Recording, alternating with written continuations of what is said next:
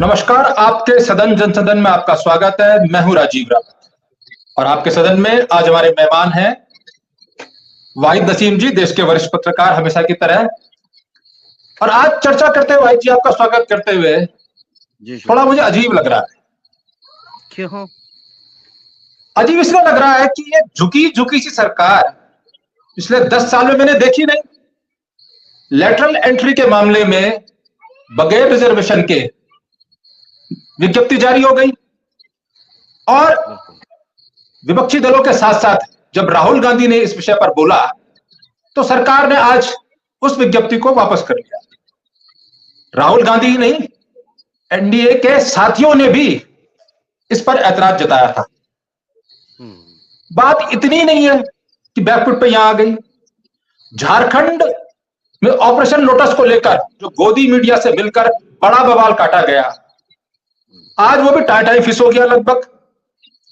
उस पर भी आगे चर्चा करेंगे। वक्फ बोर्ड वाले बिल को जेपीसी को देना पड़ा, वहां झुकी झुकी सी सरकार। और मीडिया कंट्रोल बिल, उसको तो पेश ही नहीं कर पाए। लेकिन इससे भी बड़ी बात मैं ये कह रहा हूं, एक विषय पर जो एससी एसटी के विषय पर उनकी क्रीमी बने, वर्गीकरण हो, इसमें सुप्रीम कोर्ट की ने व्यवस्था दी थी, उस पर पहले सांसद मिले एससी एसटी वर्ग के प्रधानमंत्री से, फिर एक मीडिया में खबर फैलाई गई कि क्रीमी लेयर नहीं होगी। सदन को कंप्लीट करने के बाद, कंप्लीट नहीं कहेंगे, स्थगन कहेंगे, स्थगन के बाद मंत्रिपरिषद की बैठक हुई और मंत्रिपरिषद की बैठक का जो लबोलवाब ये निकला कि बाहर आकर एक मंत्री जी ने ब्रीफ किया और यह बताया कि मंत्रिपरिषद इस बात से पूर्ण रूप से सहमत है, उसको मानता है। उसका मंतव्य यह है कि जो बाबा साहब अंबेडकर जी का संविधान है उसके अनुरूप ही ये आरक्षण व्यवस्था लागू रहे। हम क्रीमी लेयर के पक्ष में नहीं है, वर्गीकरण के पक्ष में नहीं है, यह मंत्रिपरिषद नहीं है। अब मोदी जी प्लस मंत्रिपरिषद, अब इससे बड़ा तो कोई फैसला करने वाला होता नहीं भारत में। नहीं, उसके बावजूद उसके 21 तारीख को एससी एसटी समुदाय ने भारत बंद के कॉल को यथावत कायम रखा और ये बंद करने जा रहे हैं। बंद कितना सफल होगा ये और बात है, लेकिन इस सिनेरियो में देखिए ना, 1-1.5 हफ्ते में झुकी झुकी सी सरकार, और अब सरकार पर नहीं रहा इनके ही लोगों को एतबार, क्योंकि जो बंद हो रहा है उसमें एनडीए के घटक दलों का भी समर्थन है, चिराग पासवान के दल का भी समर्थन है, रामदास अठावले के लोग भी शामिल हैं, मायावती भी शामिल हो गई है। तो झुकी झुकी सरकार नहीं रहा, घटकों को एतबार। क्या ये दशा हो गई इस सरकार की, या मैं जो सोच रहा हूं समझ रहा हूं वो कुछ गलत है? आप कुछ और एंगल से समझ रहे हैं तो मुझे समझाइए।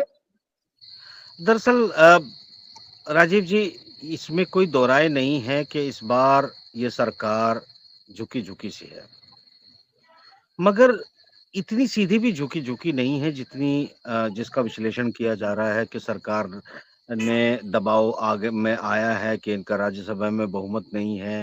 इनके जो घटक दल हैं उनके पास भी राज्यसभा की सीटें हैं, और अगर ये चूंकि इंटरकनेक्टेड है, अगर आप देखेंगे कि लेटरल एंट्रियां जो की जा रही थी कि भाई आपने एक समझौता करके अपनी मर्जी से किसी को आपने लिया और आपने उसको सचिव बना दिया, सेक्रेटरी, आईएएस पीसीएस की जरूरत ही नहीं रही है। यानी कुल मिलाकर ये एक एंगल है जो जाके जुड़ता है सीधे रिजर्वेशन से, कि रिजर्वेशन वाले लोगों को ये लगेगा कि भाई असल में अगर तुम अपनी मर्जी से ऐसे ही लोगों को बुलाकर अपॉइंट कर देंगे तो रिजर्वेशन का कहानी तो खत्म होगी, क्योंकि इस सिस्टम में तो रिजर्वेशन लगता नहीं है। तो ये उससे इंटरकनेक्टेड है। दूसरा, जिस तरीके से जो दलित और पिछड़ी जातियों की पार्टियां हैं जो उनका वोट लेकर आती हैं, उन्हीं के दम पर वो चाहे बीजेपी के साथ जाएं या फिर वो दूसरे घटक दल के साथ जाएं, वो अपना वोट बैंक ले आती है। उनका वोट बैंक तो रिजर्वेशन वाला है। अगर वो अपना ही वोट बैंक खो देंगे तो फिर वो मोदी सरकार में मंत्री रह के कितने दिन रहेंगे? आखिरी बार रहेंगे, उसके बाद उनकी राजनीति खत्म हो जाएगी। तो उनकी अपनी एक टेक्निकल मजबूरी है, मगर ये मजबूरी के चलते हुए भी राजीव जी, शाह साहब और मोदी जी की सरकार 10 साल में ऐसा रवैया अपनाती आई है कि वो इसकी परवाह नहीं करती थी, अब परवाह कर रही है।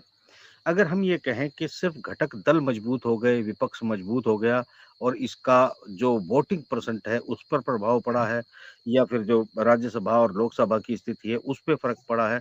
10 साल में कई बार राज्यसभा में बहुमत ना होने के बावजूद इस सरकार ने बिल पास किए हैं, कराए हैं। वो शैली हम जानते हैं। वो एक जो मगर ये अचानक कमजोर क्यों हो गई? अब इस पे सब लोग चर्चा करने की यही कोशिश करेंगे कि भई इसमें राहुल गांधी मजबूत हो गए हैं, इसमें अब विपक्ष बहुत मजबूत हो गया है, इसलिए नहीं, ये पूरी कहानी नहीं है। पूरी नहीं, मैं कहानी तो थोड़ा सा एक्चुअली में मैं थोड़ा सा आपको आपका और ध्यान आकृष्ट करता हूं। मैं तो ये सोच रहा हूं कि कमजोर तो चलो सब लोग कहेंगे, हाँ, लेकिन मैं तो कह रहा हूं सरकार का एतबार ही खो गया है। यदि मंत्रिपरिषद नहीं, ने कहा कि हम उस आरक्षण को यथावत रखेंगे, हम क्रीमी नहीं बनाएंगे और हम ये चाहते हैं, उसके बावजूद यदि भारत बंद हो रहा है और भारत बंद में एनडीए के सहयोगी दलों के कार्यकर्ता भी शामिल हैं, मैं उस पर तो आता हूँ। एतबार बिल्कुल, मंत्रिपरिषद के मंतव्य का एतबार यदि भारत की जनता पर नहीं है, तो ये सदन में स्थिति जो है वो तो अपनी जगह है, लेकिन सड़क नहीं, पर नहीं, यदि जनता का एतबार नहीं रहा, तो देखिए इससे बड़ी बात घातक बात और क्या होगी? और नहीं, तुमको इतना अधिक कॉन्फिडेंस था हमारी चर्चा जी का पहला जो पार्ट है, वो झुकी-झुकी सरकार है और अगला पार्ट जो था आपका सवाल है वो सरकार लाएतबार है।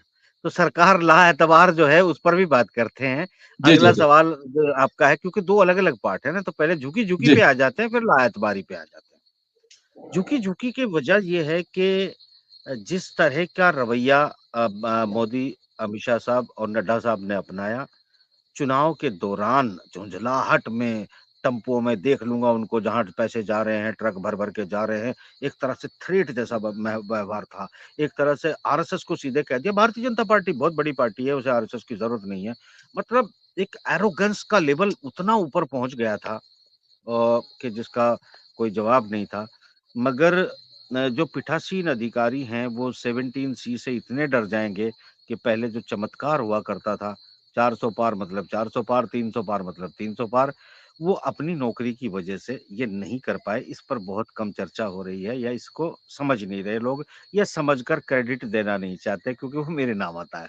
मगर चलिए कोई बात नहीं है। मगर एक चीज़ मैं आपको कह दूँ कि राजीव जी, एक एंगल ये कि इन्होंने जब नताइज आए तो इसका मतलब पार्टी सत्ता से बाहर हो गई। अब वो सत्ता में तो है, बहुमत में नहीं है। बहुमत में नहीं है मतलब उसने दूसरों का सहारा लिया हुआ है।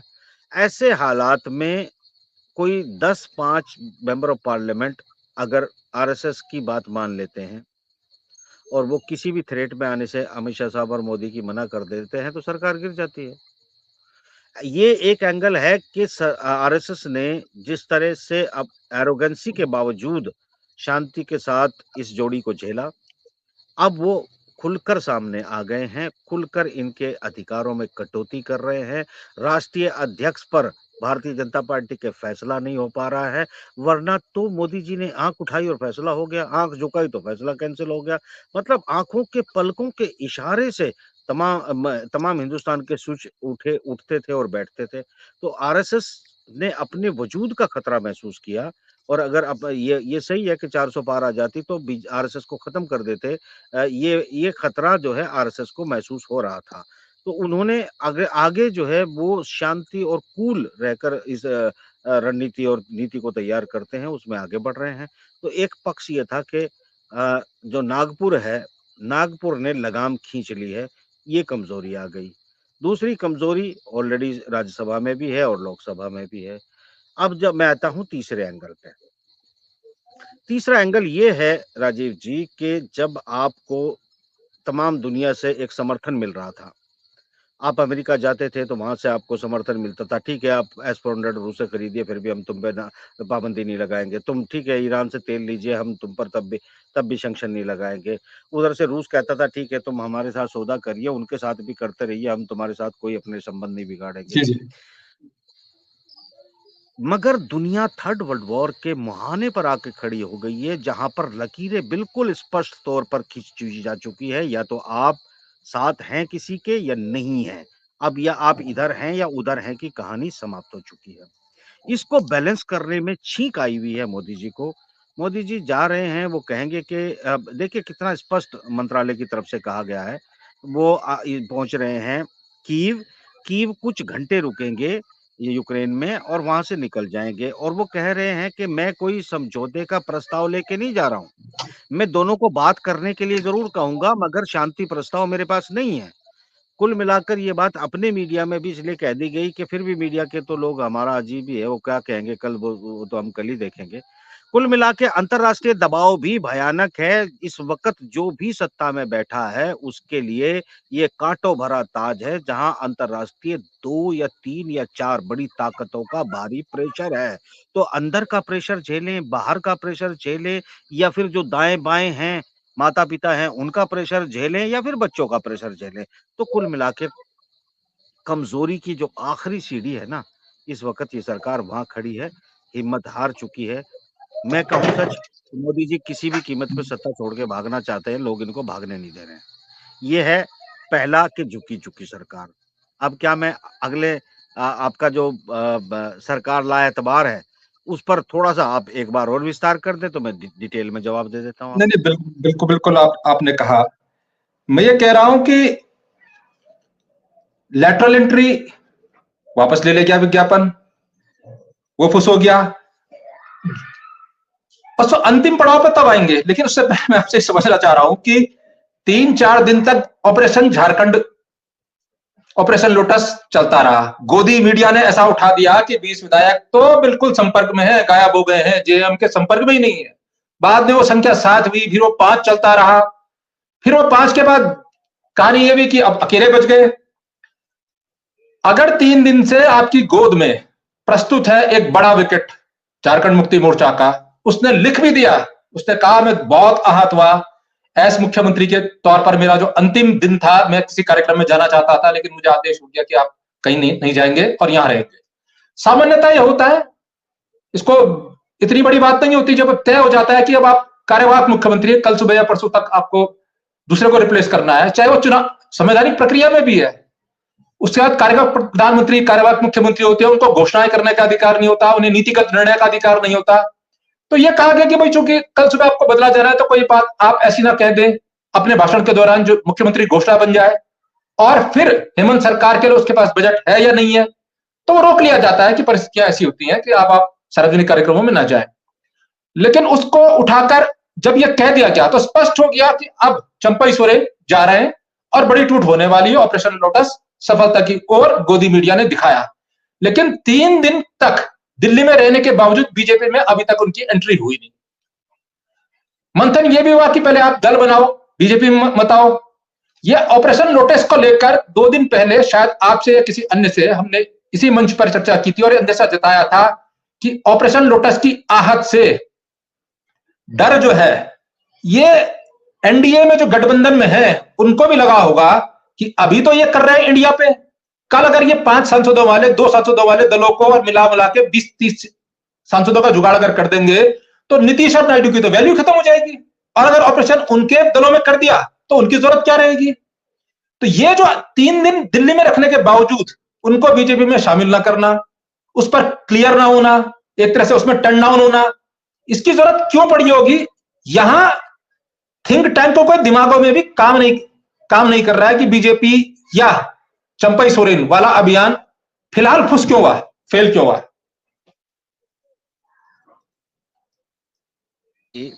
राजीव जी, अगर आप ये मान रहे हैं कि ऑपरेशन लोटस, ये जो नाकामी मैंने तीसरा फैक्टर बताया है ना आपको, आप तीसरे फैक्टर को फैक्टर नंबर 2 से कनेक्ट करें। फैक्टर नंबर 3, फैक्टर नंबर 2, लोग फैक्टर नंबर 1 पे बात कर रहे हैं सभी। मैं फैक्टर नंबर 2 और मैं फैक्टर नंबर 3 पे बात कर रहा हूँ। अब मैं 4 में पहुंचने वाला हूं, आपके पास पूछने वाला हूं। मैं उस पे भी आ रहा हूँ। देखिए, फैक्टर नंबर 2 को कनेक्ट आप करें कि अब मोदी जी नहीं चाहेंगे कि सरकार जो है राज्य में, स्टेट में किसी भी कीमत पे सरकारों को जीतकर आरएसएस के हवाले करें।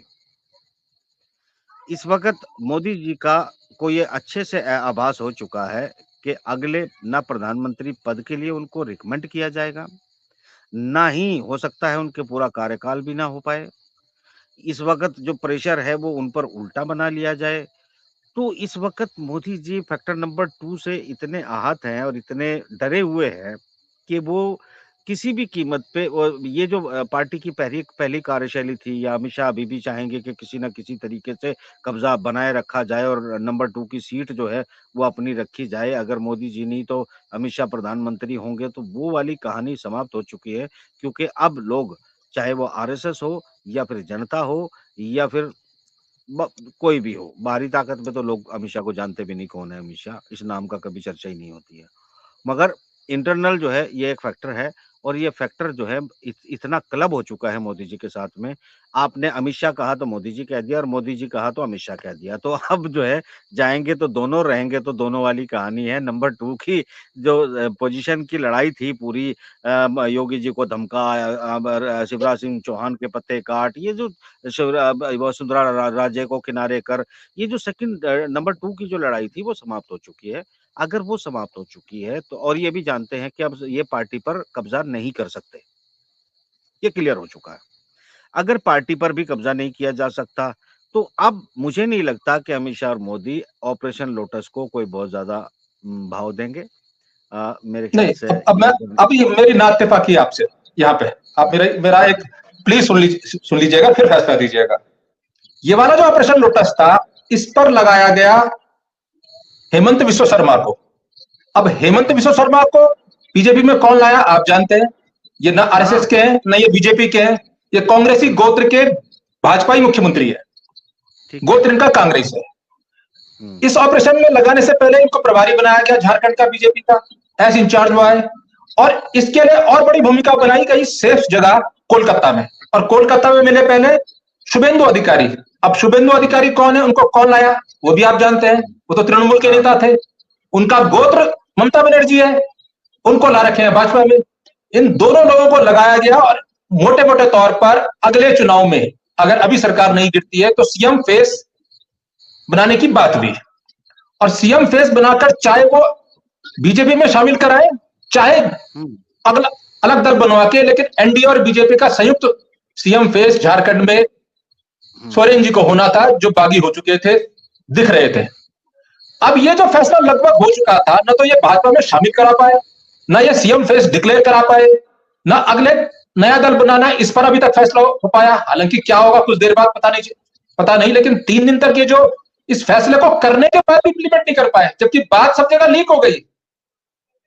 ये बात लीक होने के बाद बैकफुट पे जाना, ये समझ से जो आप कह रहे हैं, तो इनका निर्णय, ये ऑपरेशन लोटस का भी कोई डंडा तो चला है कि ऑपरेशन लोटस इनको रोकना पड़ा। भारत बंद का जो कॉल है, मंत्रिपरिषद की बैठक के बावजूद लोगों ने, ऐसी समाज ने एतबार नहीं किया और भारत बंद करने जा रहे हैं।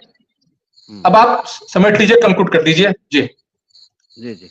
देखिए, बड़ी सीधी-सी बात ये है कि जो आपने कहा कि पूरी तैयारी के साथ किया जा रहा था, तो एक ये नॉर्मल अटेम्प्ट था और अटेम्प्ट दोबारा भी किया जा सकता है, मगर चूँकि लोगों को ये समझ में आने लगा है जो एमएलएज़ हैं, उन्हें भी ये समझ में आने लगा है कि अब अमित शाह और मोदी की वो धाक नहीं रही है कि अगर वो किसी को तोड़ के लेके जाएँगे और उनके भविष्य सुरक्षित होंगे।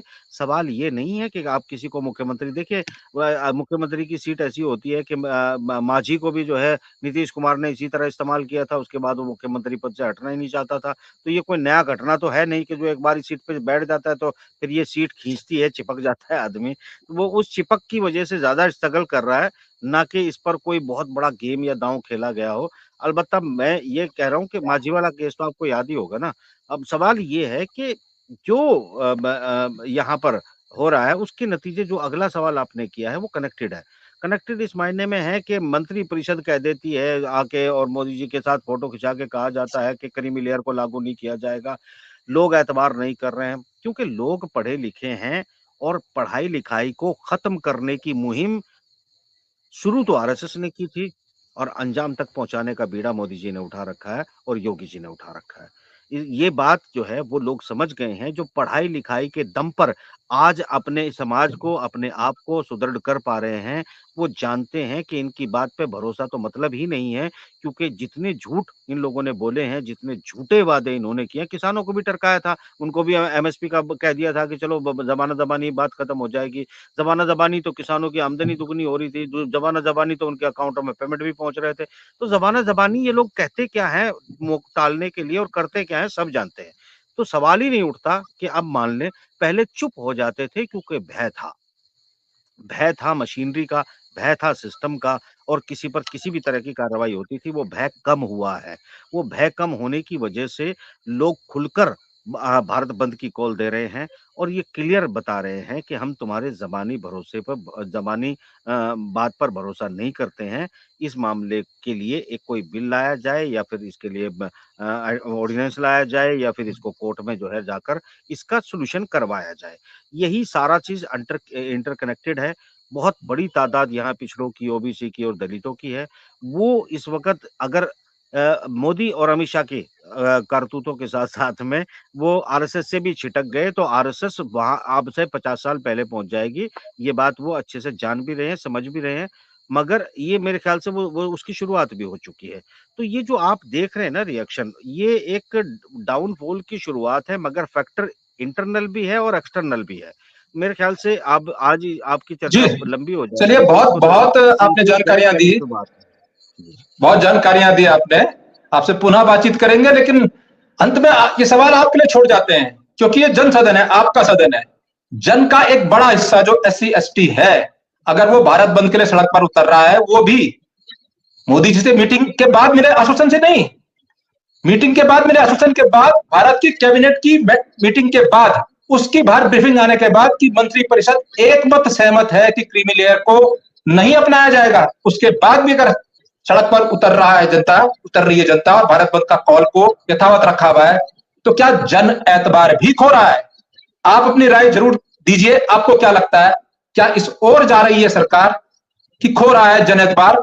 बहुत शुक्रिया वाहिद जी, फिलहाल दीजिए इजाजत। नमस्कार।